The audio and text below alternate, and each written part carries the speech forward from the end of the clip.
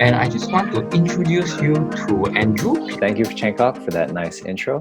So I just want to kind of start off with some music just to kind of kick things off a little bit. Off from my city, off from my home. We're flying up, no ceiling when we in our zone. I got that sunshine in my pocket, got that good soul in my feet. I feel that hot blood in my body when it drops. Ooh, I can't take my eyes off of it, moving so phenomenally. Come on, like the way we rock it, so don't stop. Nothing I can see but you when you dance, dance, dance. Feel good creeping up on you, so just dance, dance, dance. Come on. Things I shouldn't do, but you dance, dance, dance, and ain't nobody leaving soon, so keep dancing. So for all of you that are my patients, hello, thank you. Thanks for taking the time to come. I appreciate it. This is my first webinar, and I miss you all, and I wish I could be there physically for you.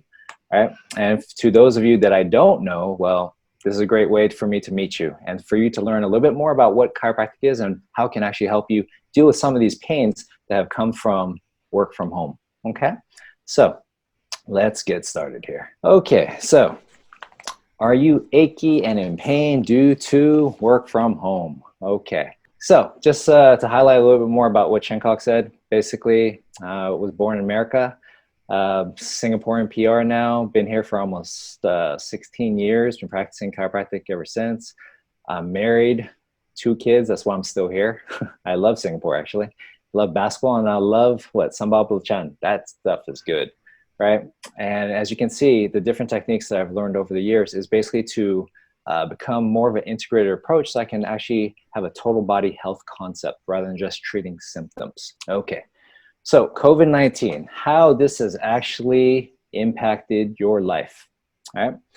Now, what has happened since this time? Well, if you think about it, well, physical activity has decreased and sitting has increased. And that basically affects body pain, causing your neck pain, your back pain, your shoulder pain, right? And basically along with that, you have increase in stress because now you have kids at home. They're not in school, right? And it's basically blurring the lines between work and personal time. So social life has also decreased as well. I mean, we just can't go out. Now, how many of you here have basically just been at home doing a lot of Zoom calls, right? And how many Zoom birthday parties have you actually been to, right?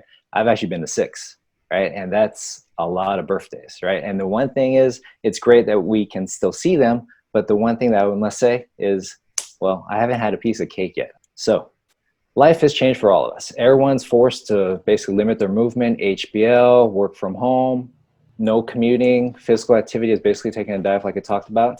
Just as normal things that people do for exercise in general. For a lot of patients that I see, and for those that aren't, right? Physical activity is one of the biggest things. Now, not everyone likes to exercise, but walking to and fro from home to work and work to back, that's considered exercise. But now you're confined to your desk, right? You're confined to home. And for kids, no P, they can't go out. So what happens? They get restless. And that stresses out parents. And the only activity is basically thumbs and fingers on the keyboard itself, right? So all this comes down to the fact that we've all become too sedentary, right? And that's a big problem. And some things that, you know, I've been doing since work from home started is basically I've been doing a lot of videos and sharing a lot on Facebook, trying to get out there for the patients and for everyone else, right? But also, you know, I've been getting a lot of text messages on a daily basis, just highlighting the fact that patients are in pain. And when they're in pain, what happens is that they're doing a lot of work, right? Sitting at the desk, computer work. And it's frustrating because I can't be there to actually help them. And another thing is that, well, a lot of them have been exercising, but they exercise incorrectly and they get hurt and they don't know what to do. So the point is that these are very frustrating things for me right now. And I wish I could be there, and I can't wait for this CB to be done so we can get back to work, right?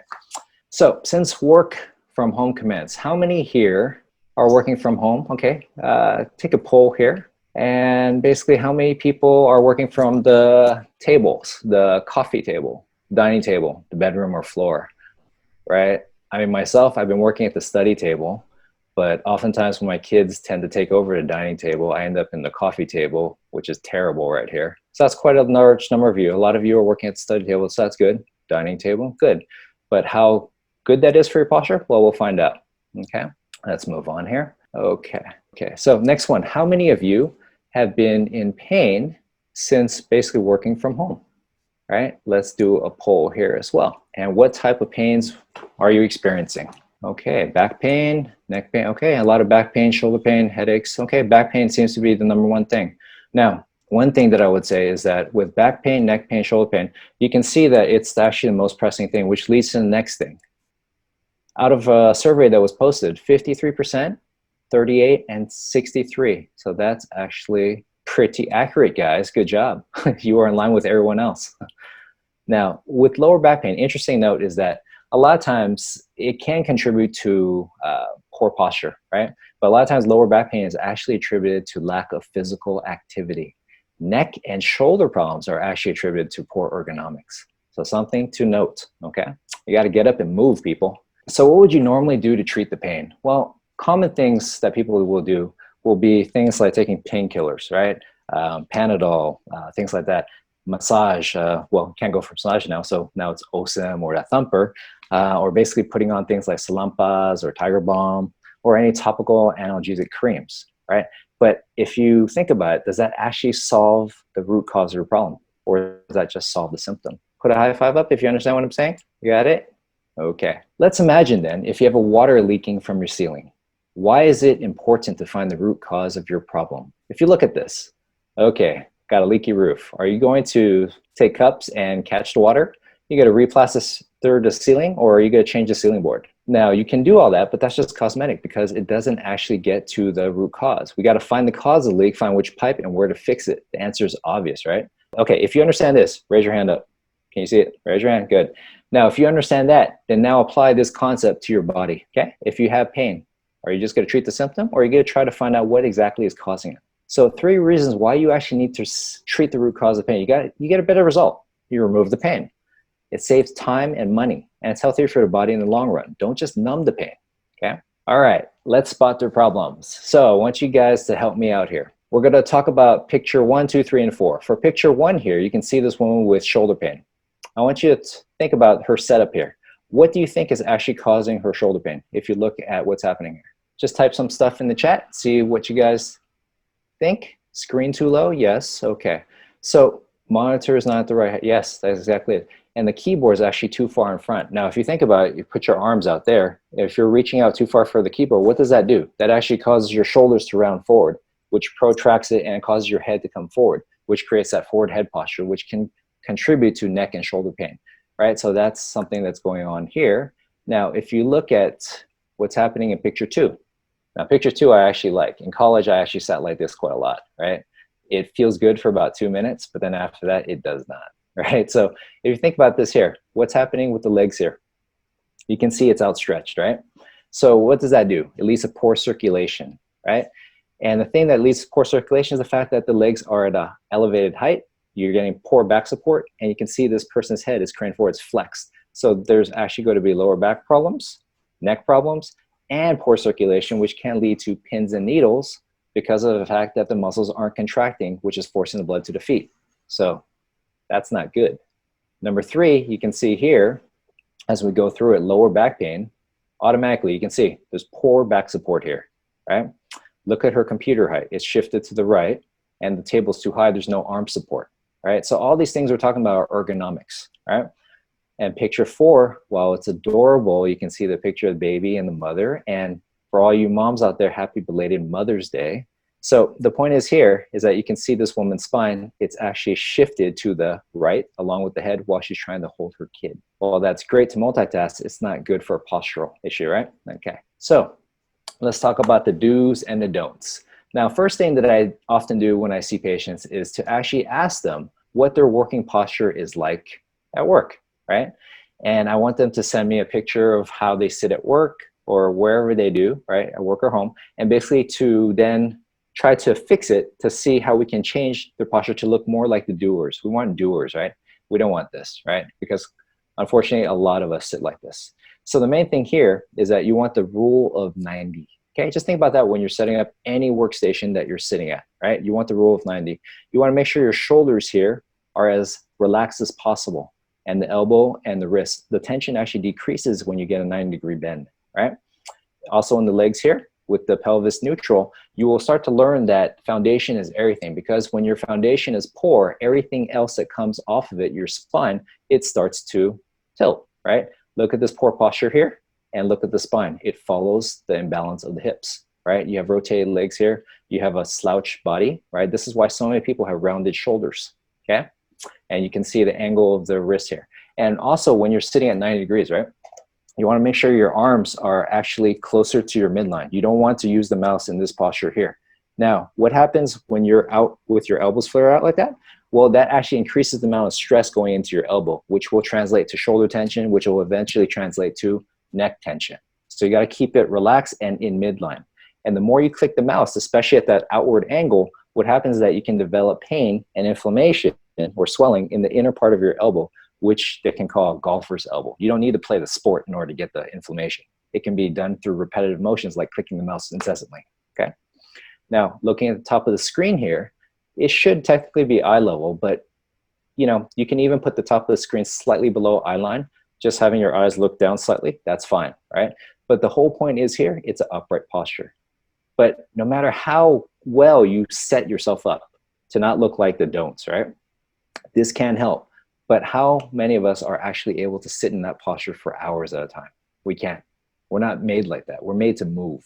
So you got to get up every 60 minutes to actually get the blood circulating in your body. Remember what I said, lower back pain isn't caused so much by sitting posture. It contributes to it, but largely it's due to lack of physical activity. So you got to get up and move, get that aerobic exercise, get the blood flowing, get the blood pumping. It will pump the blood down through your limbs and back into your heart, but only muscles can do that. All right, so one of the solutions that we often talk about is chiropractic, right? For my patients who are, well, you know this, right? For those that don't, chiropractic is literally just a natural approach to health without medication, surgery, or injections. Now, we look at the musculoskeletal system. You can see the spine here, right? It's all about the communication between brain and body. The spinal cord is held by this spine here. If that spine becomes misaligned, it can put interference or pressure on the nerve roots, and there's 31 pairs of nerves that exit from the spine, going to all the muscles, organs, whatnot. If there's any pressure on them, it can disrupt communication, which can make you a little bit more prone to developing injuries like strains or sprains in your neck, shoulders, low back, whatnot, okay? So it's all about focusing on improving the alignment of your spine to improve communication between brain and body. That's it. So in our clinic, we focus a lot of finding the root sources of the problem. And you can see here, 45 to 60 minutes long for the initial consultation. That is something that we focus a lot on because I take a lot of pride in the examination. Because over the years, I've seen how taking an inadequate history has led to a wrong diagnosis of a problem. Let's say a person comes in with low back pain, right? And, you know, when I first started, you know, chiropractic, and basically you would just treat the low back pain, but then I would realize, why is this person's problem keep coming back? Why isn't it getting better, right? So it's all in the history taking, because you got to find out exactly what's going on with that person. Everybody presents with a unique story, right? That includes their trauma histories. All those past histories accumulate over time, right? One injury on top of another. Your lifestyle habits and your hobbies, your occupation, how much repetition do you do in certain things? Do you do things that are repetitive in nature that can create problems, right? Poor posture sitting, desk-bound workers, very common neck, shoulder issues, and rounded back, right? It's very common, right? Dietary choices. Are you eating the proper things? Are you taking a lot of sugar? Are you taking a lot of fatty foods that could also affect the systemic aspects of your body? These are things I need to know. That leads to not doing any guesswork, because we got to get to the root cause, right? If you're going to do guesswork, then you're going to be working on this problem for a long time. And so during the examination, not everyone requires X-rays, right? I only deem it necessary if, let's say, I suspect a slip disc, a disc herniation, or a fracture, or any other underlying issues that, you know, need to be addressed that I can only see on film, right? That's when I will recommend it, because your safety is our number one priority. So if you're actually recommended for one, but you're insistent on not having X-rays, then we basically reserve our rights to dismiss your case and discharge you. And our total body concept, just think of it like this. It's ADIO. It's easy on the tongue. It's above, down, inside out. Basically from the head, we do a lot of the cranial work, your feet. You'd be surprised how many people with ankle issues or ankle sprains or heel pain can actually be an underlying issue from, well, not just trauma to your feet, but also trauma or kinetic chain issues down to your lower back, weakness in the core muscles, things like that, right? Internal systemic issues, and basically all those techniques that I've learned over years have helped me to deal with this concept here, to have a more holistic approach. So you can see the many different things that we do in the clinic, because not one thing fits all, right? Different strokes for different folks. Everyone has different presentations, so we have to match the appropriate technique to the appropriate condition, right? Based on how we have to see it. So this approach essentially allows us to work with patients who are not just interested in their pain management, but also in, their holistic health, working on their posture, improving their sports performance, and basically overall health and well-being. Now, balance versus imbalance. Okay, so for this one here, I want you guys to tell me which side here is the imbalanced one, the right or the left? Type in chat. Okay, obviously it's the right one, right? So let's talk about that. If this person presents with lower back pain, without knowing anything else about this person, if I didn't see an X-ray, I would not know to the severity of how imbalanced this person's hip was, right?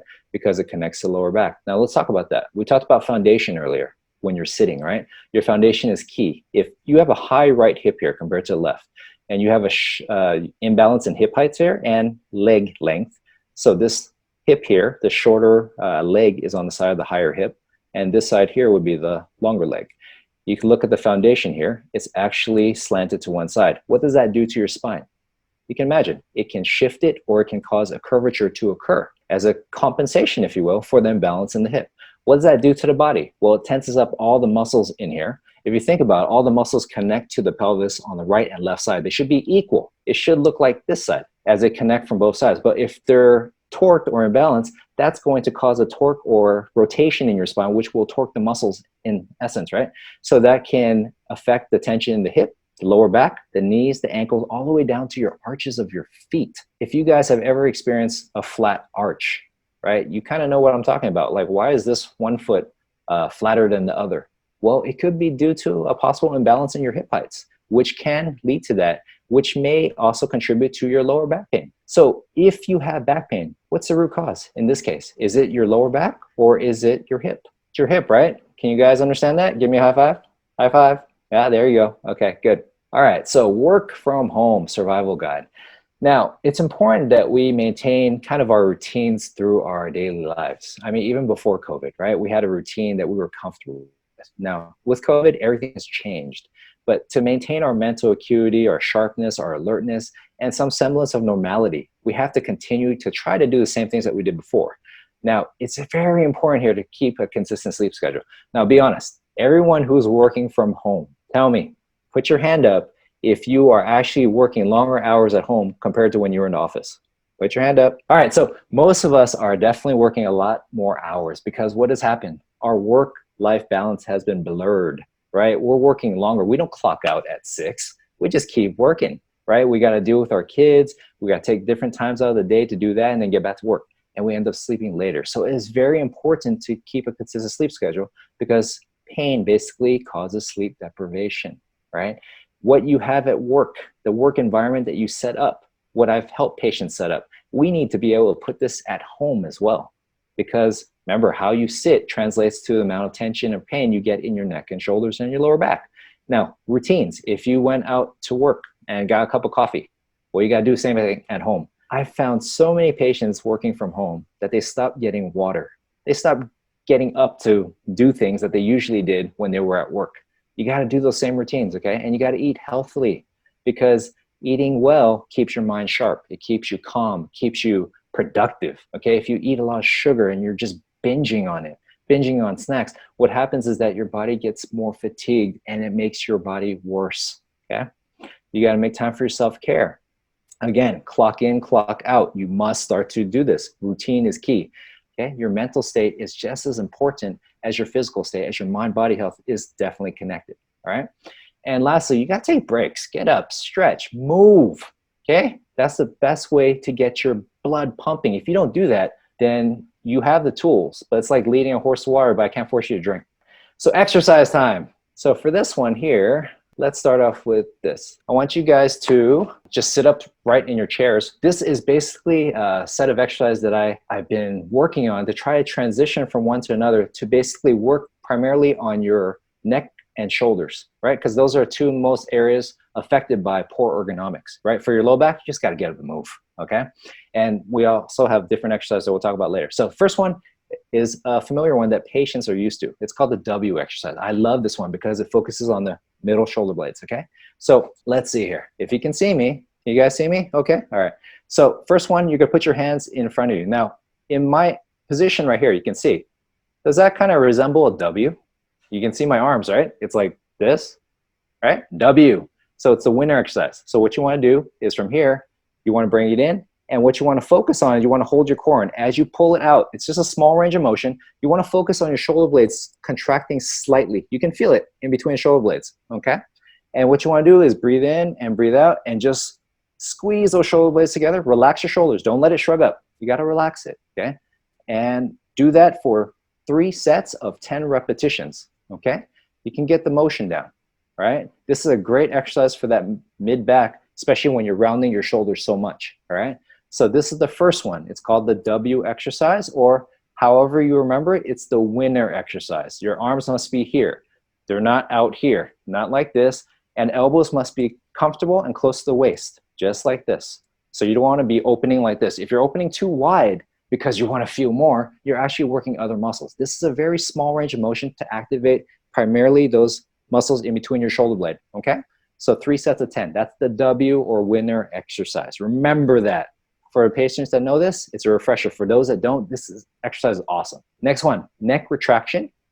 What we're gonna do is we're gonna do our chicken dance, so to speak. It's basically bring our head back, okay? So if you see here, you wanna take your chin and move it directly behind your head, just backwards like this, okay?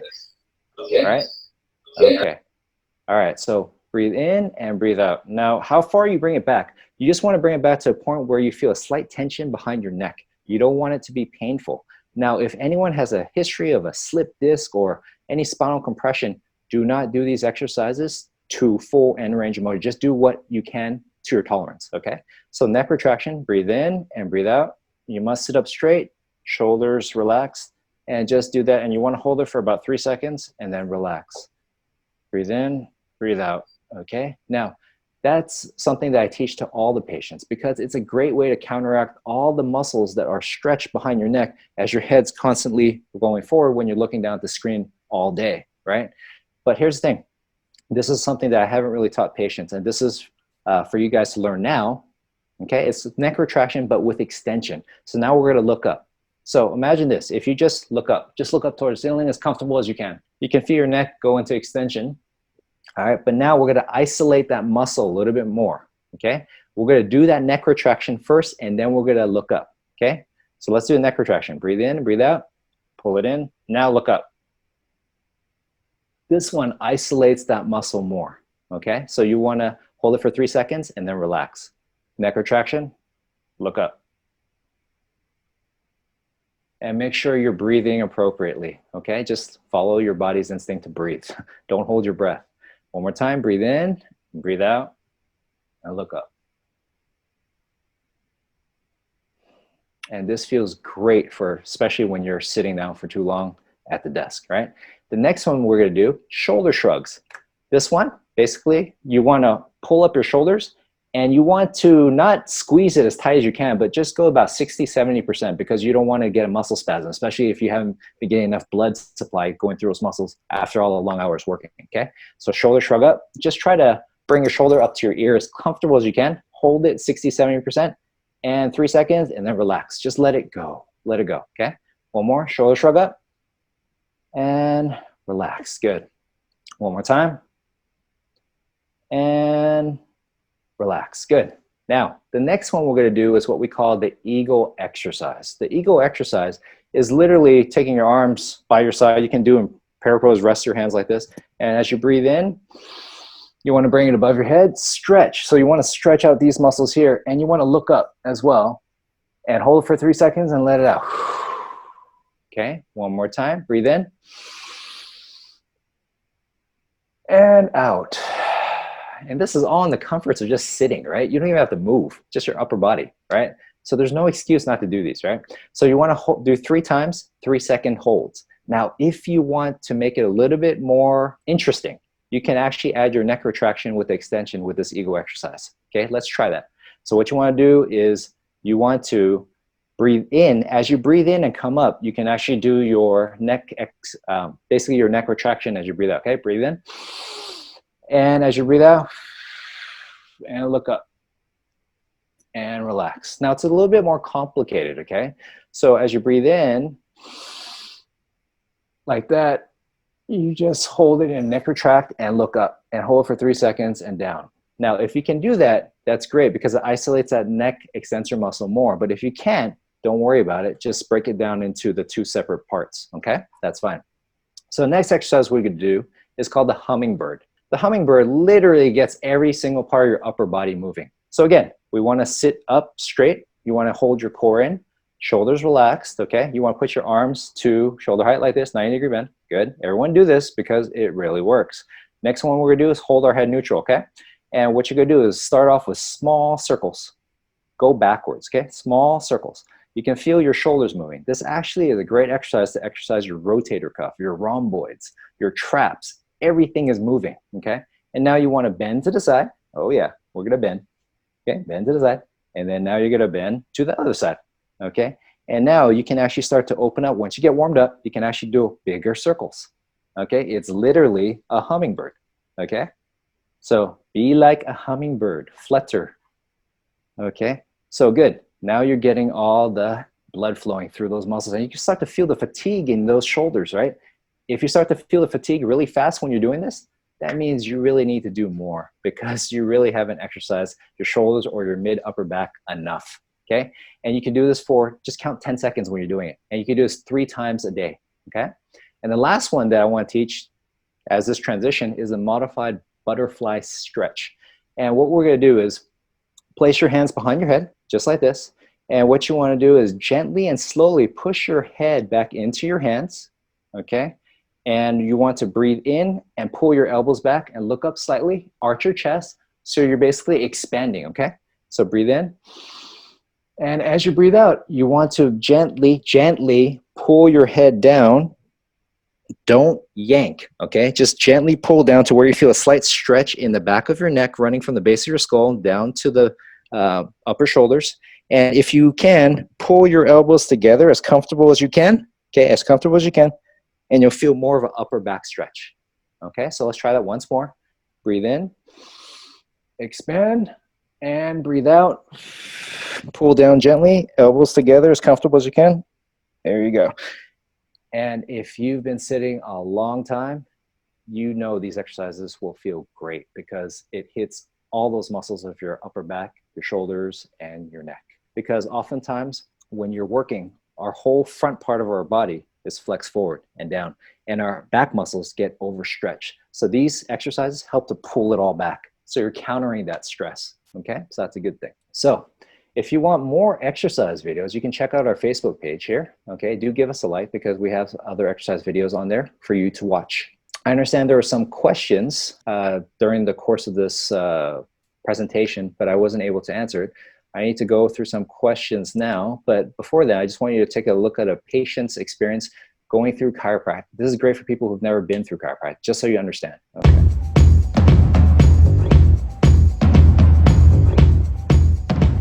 All right, hello, my name is Robert Shannon. I just retired from the U.S. Navy after about 33 years.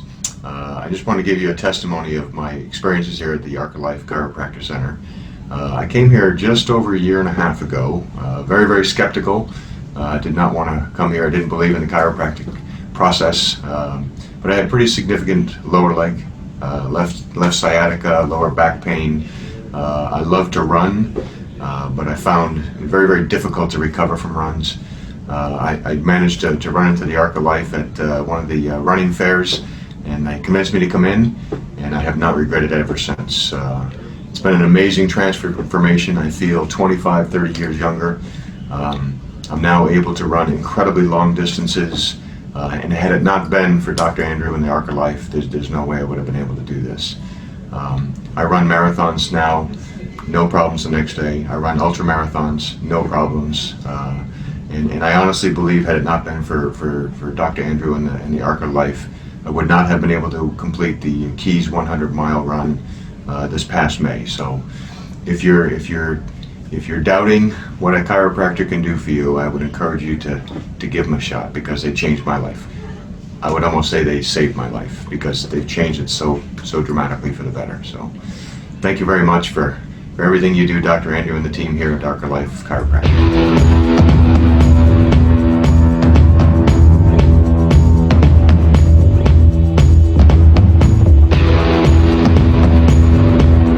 So the cool thing about that was that as he was retiring, we actually got a chance to go to his retirement party from the Navy. That was pretty cool. This is just some of the stuff that we do in the clinic, right? And the patients that we see, babies to adults, and basically some of our patients actually climbed to base camp at Mount Everest. So that was pretty cool of them to do that for us. So now I want to kind of open it up and have any questions. Does anyone have any questions? Yeah. Thanks, Andrew, for sharing. I believe everyone has actually received something over here, whether it is to reduce your back pain, shoulder ache, and so on. So I just want to type to give appreciation to Andrew, Dr. Andrew, before we take the questions. Right? Can you just type clap in the comments below? Okay. So for appreciation, just type clap in the chat below. Thank you very much, everyone. Dr. Andrew, there is two questions that I got from the audience while just listening to your presentation. Really like it. The first one is that, okay, so you have all these exercises that you shared with us, but let's say I have no choice. The only place that I can work is my dining table, and it affects my posture a lot. Or so he thinks, right? So what do you advise him or her? Okay, so that's a great question, actually, because it's applicable to everyone. So working at your dining table, depending on the height of the dining table itself, remember, try to incorporate the rule of 90 as we talked about, right? You may either have to raise your chair up with cushions underneath your butt, or put something underneath your feet to get that 90-degree bend, depending on how tall or short you are. Now, alternatively, you can alternate between a sitting posture and a standing posture. Now, a lot of patients ask, well, how do you do that? Well, you stack stuff up, right? You can put telephone books or boxes or whatnot and put your laptop on top, and you can try to stand at a 90-degree bend, right? You stand up like this, right? And you can do that, but it's not just standing alone, right? You actually have to walk in place, because walking in place does what? It pumps the muscles, it contracts them so that you get the blood flowing. Because if you stand for a prolonged period of time as well, blood pools with gravity and it doesn't return back up. And you can also get soreness in the feet or soreness in your lower back. So it's essential that if you're going to stand up and work, you also walk in place. Now, it's cautioned that when you're walking in place, don't just walk barefoot on a hard floor or whatnot. Try to wear something soft and cushy like a sports shoe or whatnot. Or, you know, if you have a plush rug, put it underneath your feet and walk in place so that you have some feedback, right? You have some force feedback that's comfortable so that you don't absorb everything into your body. Cool. So to the guy that actually asked the question, hope this solution will help you. The second question comes from Nat. So this one, I do not know whether we are able to take this question, but depends on you, Dr. Andrew. So the context is this: is it recommended to continue exercise, minor jumping, or doing yoga for people with lower back pain? Should I continue normal yoga despite the pain?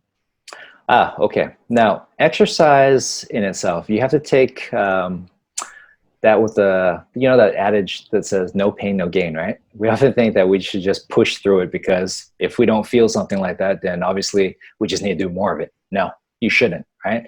So if you're actually in pain from any movement that you're doing, no matter how simple it is, it may be something that actually needs to be looked at. Okay, so you should refrain from doing any exercise that actually cause a lot of pain. If it's just a dull ache, that's normally okay, because it just could be an underused muscle, right? That needs more blood flow. So then I would say, yes, you can try to continue exercising if it's just a dull ache, but it gets better with movement, right? But if you get the pain, becomes sharp, and it persists, you need to stop the movement itself and get that checked out, right? And then we can actually prescribe specific exercises to actually rebuild that area to allow you to be able to continue to doing things that you love. Okay, so hopefully, Nat, you gotten something from this. The third question comes from this guy who is anonymous. Basically, he's saying that Oh, he's anonymous. experiencing some numbness in the what is it called, the finger area. Ah, So okay. I think that what he meant is that from the back and the neck, he Mhm. received some numbness over here. And Yeah. will the exercise that you prescribe help, or is there any like advanced Okay. exercise? If the exercises help to alleviate that numbness, let's say your numbness gets a little bit easier, not so compressed when you're doing the exercises, then okay, continue it. But if let's say when you're doing the exercises, it actually makes the numbness worse, then you want to stop that.